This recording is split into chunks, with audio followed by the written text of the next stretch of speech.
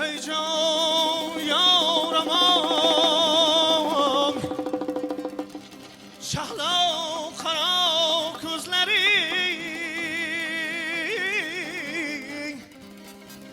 anar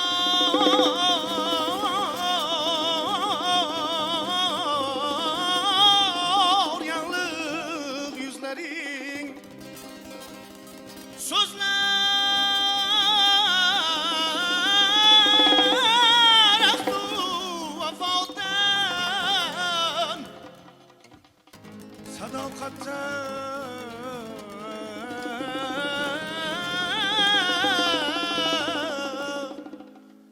tenha sen.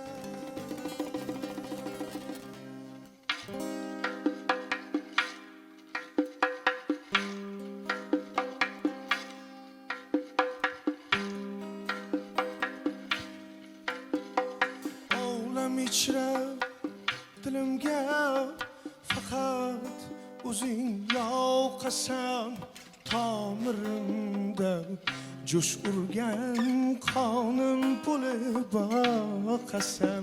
Olam ichra dilimga faqat o'zing yoqasan, tomirimda jo'sh urgan qonim bo'lib oqasan.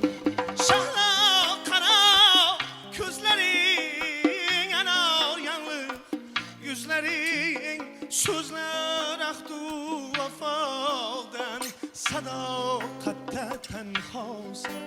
Ey şahla kara gözlerin, yanar yanlık yüzlerin. Sözler ahdu vafadan, sadakatte tenhasen.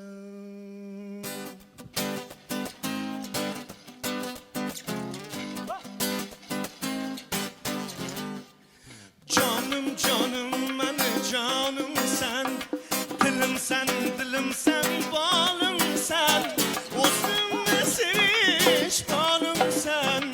Canım canım canım sana, canım canım canım canım sen, dilim sen, dilim sen, balım sen, özümde seviş balım sana. Canım canım canım olam içre dilimde fakat o'zing yoqasan, tomirimda jo'sh urgan qonim bo'lib oqasan. Shahlo qaro ko'zlaring, anor yanliq yuzlaring, so'zlar ahdu vafoda, sadoqatda tanhosan. Olam ichre dilimga faqat o'zing yoqasan, tomirimda jo'sh urgan qonim bo'lib oqasan. Olam ichra dilimga faqat o'zing yoqasan, tomirimda jo'sh urgan qonim bo'lib oqasan. Canım canım canım sen.